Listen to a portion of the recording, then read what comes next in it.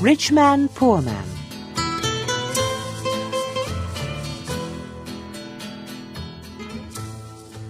Chapter 1. A Letter for Adam. One day a postman came to my village. The postman brought me a letter from my son Saul. "Is your name Adam?" the postman asked. "Yes," I said. "I've got a letter for you." The postman read the envelope. "Adam of the village of Minta." "A letter for me? Who is it from?" I asked. The postman looked at the envelope again. "From Saul," he said. He gave me the letter and walked away. "Martha! Martha!" I called to my wife. "Come here. We have a letter from our son Saul." Martha came out and looked at the letter. She was excited, but she was also worried. "A letter from Saul," she said. "Is he alive and well?" "I'm going to find the school teacher. He can read the letter." There was no school 50 years ago, so I cannot read or write. I live in a small village. The only work is farming. My only son, Saul, left the village 2 years ago, and my 3 daughters are married. Saul is making a lot of money in a foreign country. Martha and the school teacher came back. A lot of other people came. Everyone wanted to hear my letter. The school teacher opened the envelope and read the letter. 20 Taylor Street, London E19, England, 16th of March. Dear Father, I am living in London. I have a job in a factory. The work is very hard. I often work at night, but the pay is good. I am well, and I live with people from my country. I am sending you £100 in this letter. This is for you and my mother. Love to you and mother, Saul. £100, I said to the school teacher. "You're wrong. It's a mistake." "No," the school teacher said. "I'm not wrong. It's not a mistake. Here is the money." And he gave me a piece of paper. "What is this?" I asked. "A money order," the school teacher said. "Go to Darpur. Take this money order to the post office in Darpur. The money order is worth £100. The post office official will give you the money." £100, I said again. Everyone laughed and said, "Adam, you are a rich man. You can buy many things for your farm and for your house. And I can buy some good food and drink in Darpur. I am going to give a party for you all," I told my friends. Martha said, "Saul is a good son."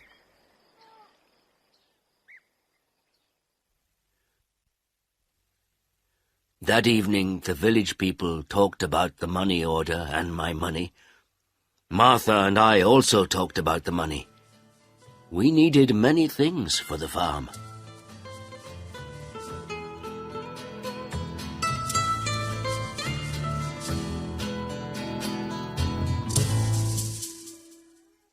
Chapter 2. Adam goes to Darpur. The next morning I got up very early. It was dark and everyone was asleep, but I was going to Darpur. I washed and dressed carefully. I put on my best clothes and I carried my best stick. I put the money order carefully in my pocket and I said goodbye to Martha. I walked 10 miles to the main road. I sat down at the main road and ate my breakfast. I waited for the bus. I waited for 2 hours. Then the bus came and I got on.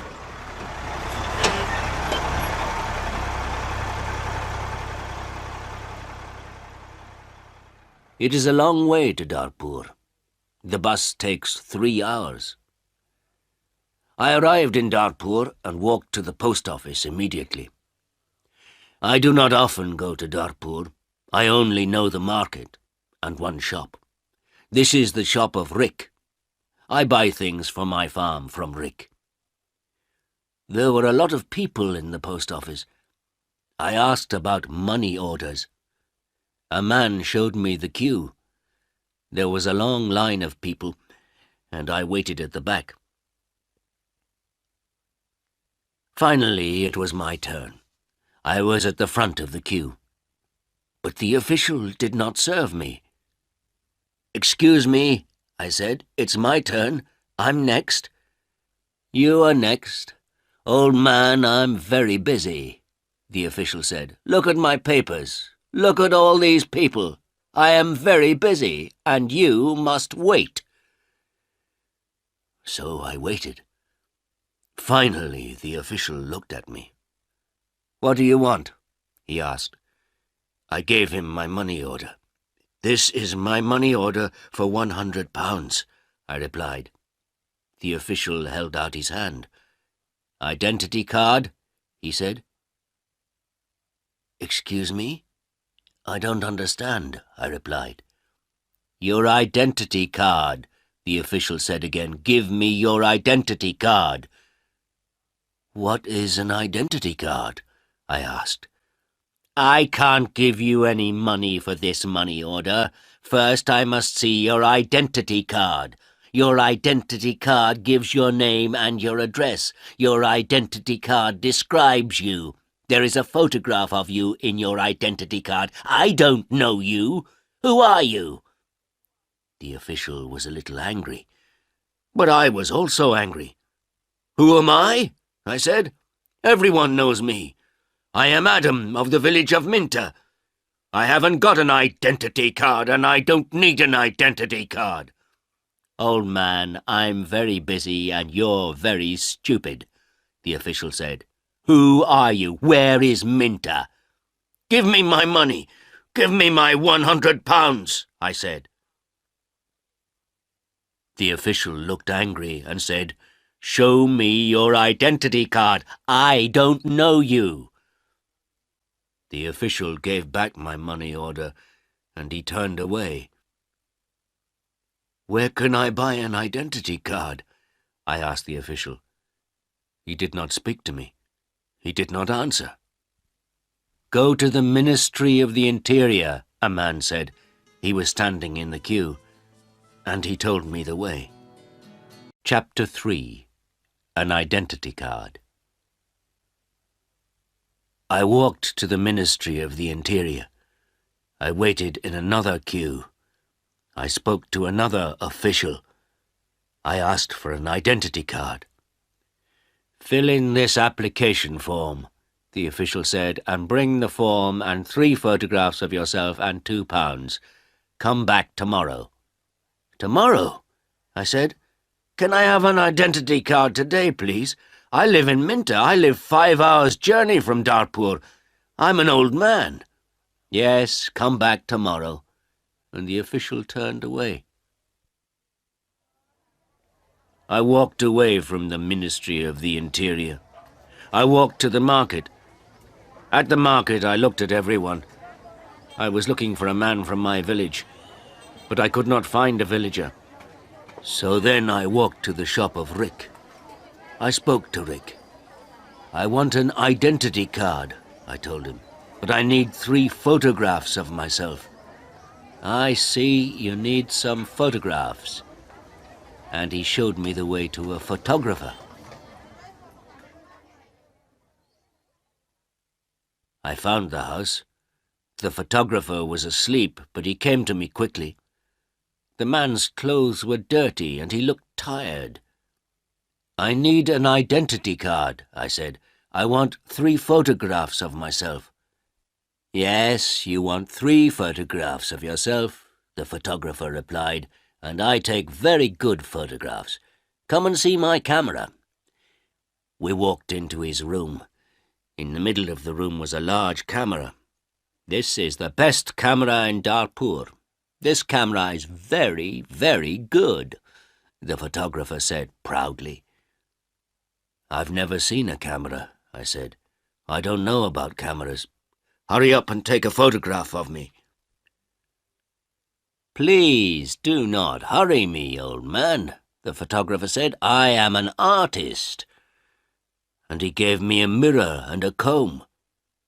I don't want a mirror. I don't want a comb. Please take my photograph. I'm going to Minter this afternoon, and I'm in a hurry, I said. Yes, he said, but first the price.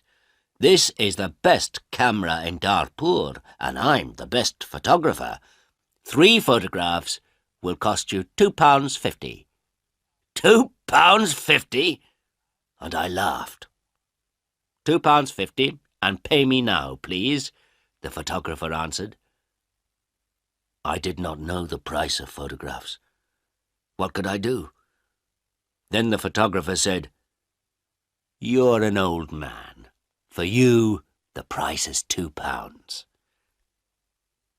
So I gave him the money, and he took the photographs. Come back tomorrow morning, he said. I want my 3 photographs now, immediately, I said. Don't be stupid, the photographer said. Photographs take 24 hours. Come back tomorrow. What could I do? So I said, Yes, tomorrow morning. Good, said the photographer. Now go. I have a lot of work. I'm very busy. I went back to the bus station. I sat on the bus for 3 hours. I walked 10 miles back to my village. It was night time, and I was very tired. Martha and my friends were waiting for me. Where is the money? Martha asked. I have no money. I cannot change the money order. First I must have an identity card. And I told Martha everything. Tomorrow I am going to Darpur again, I said. Then I did not talk again. I was very tired, and it was late at night. I lay on my bed, and I slept.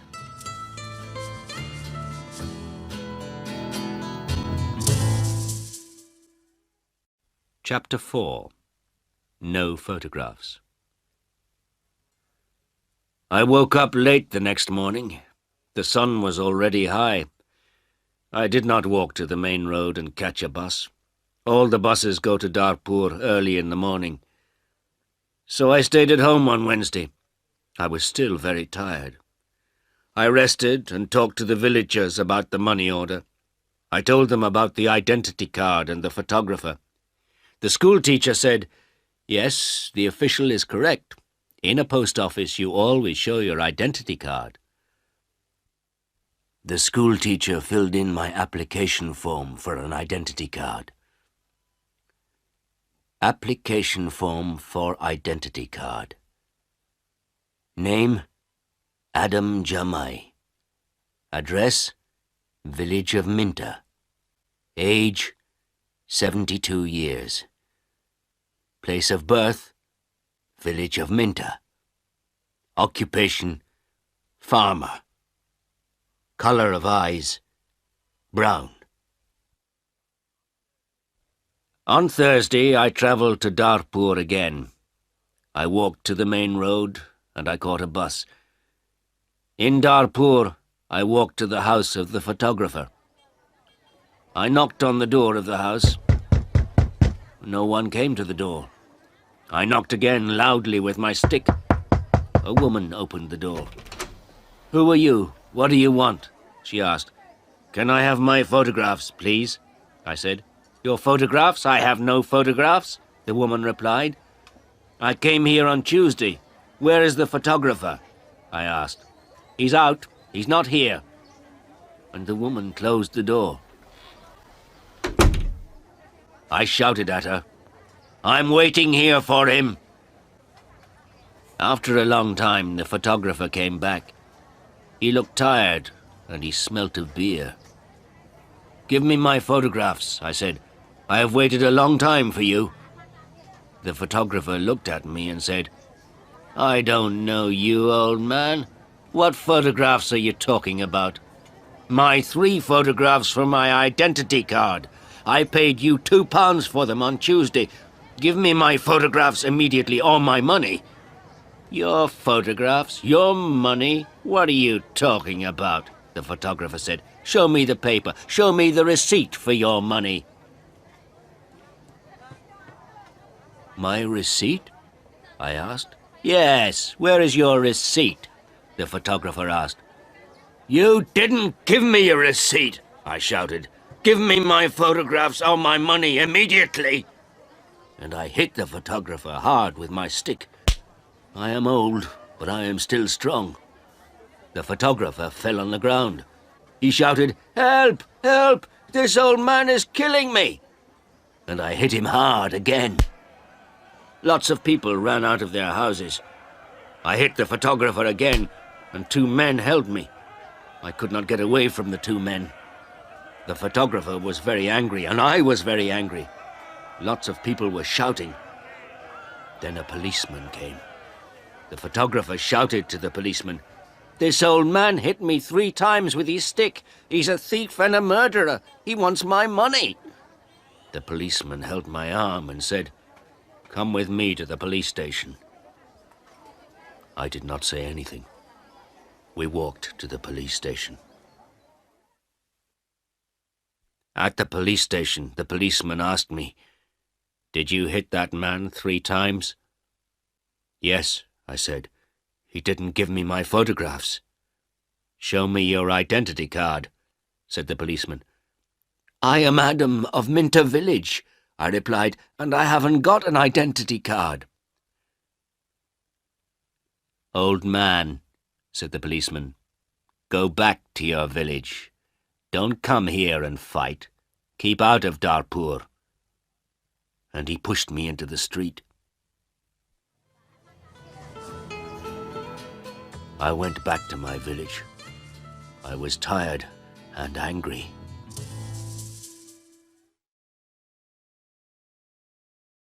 Chapter 5. Adam changes his money order. Next day I told my story to all the villagers. The villagers were angry. Martha was very unhappy. She said, "Saul is working very hard. He is sending money, and we can't have the money. What are we going to do?" I did not know. Then in the evening the schoolteacher came to my house again. "Adam, perhaps I can help you," the schoolteacher said. "Here is a letter to Mr. Sheth."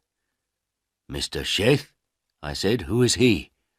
"He's an important man in Darpur, and he's a friend of my wife's cousin," replied the schoolteacher. "This letter is to Mr. Sheth. The letter is about your money order. Perhaps he can help you." I took the letter and thanked the schoolteacher. So I travelled to Darpur again on Saturday for the 3rd time. After a long time I found Mr. Sheth's house. The door was opened by a tall man. "Can I see Mr. Sheth?" I asked. "And who are you?" the tall man asked. "I have a letter for Mr. Sheth," I replied. "I see. Can I have the letter, please?" And the tall man held out his hand. "The letter is here," I said, and I took the letter out of my pocket. "But I must see Mr. Sheth." "Many people want to see Mr. Sheth," the tall man told me. "He is a very busy man and a very important man. Mr. Sheth is not here at the moment, but give me your letter and Mr. Sheth will read it later." I gave the tall man the letter. Then I waited. Later, a large black car came, and a man went into the house. A long time later, the tall man opened the door again. "Come in now, please, and follow me," he said. I followed the tall man. We went into a large room with fine carpets and big chairs. Another man was in the room. He was drinking. "This is Mr. Sheth," said the tall man. "I am Adam of Minter village," I replied. "Yes, I know," said Mr. Sheth. "Thank you for the letter. I hope I can help you. I like to help people. Please, sit down." Mr. Sheth smiled. His clothes were new and smart. "Thank you," I said. "Can I see the money order, please?" Mr. Sheth asked. I took the money order out of my pocket. By now the money order was dirty and looked very old. I gave it to Mr. Sheth. "This money order is for £100, I said. "My son sent it from a foreign country." Mr. Sheth unfolded the money order and looked at it. "You can't change this money order," he said. "This money order is not worth £100. This money order is worth nothing." "Worth nothing? Worthless?" I asked. Then Mr. Sheth looked at the money order again. "Yes, worthless. Your son does not understand about money orders. This money order is not correct for our country," Mr. Sheth said. Then he looked at the money order again and said, "And this money order is also old. It is out of date." I said nothing. Mr. Sheth gave me the money order back. Then Mr. Sheth smiled and said, "I am very sorry. You are an old man. You came a long way from your village. What can I give you to eat and drink?" I was not hungry, but Mr. Sheth went out of the room. Then he brought me some coffee and some cakes. I drank my coffee. "Old man," said Mr. Sheth, "I like to help people. I am a rich man. Give me your money order." I gave my money order to Mr. Sheth. "Yes, this money order is worthless," he said again, "but I am going to help you. I am going to change this money order for you. I am going to give you some money." Mr. Sheth went out of the room. I felt very happy again. After a few minutes, the tall man came into the room. He gave me an envelope. "This is from Mr. Sheth. You can go now," the tall man said. I went out of the house. I walked along the road to the bus station. I opened the envelope and I took out my money. I counted the money. It was £10. I thought about my only son, Saul. My son, Saul, had sent me a money order for £100. Mr. Sheth had given me £10. I felt old, and I felt poor again.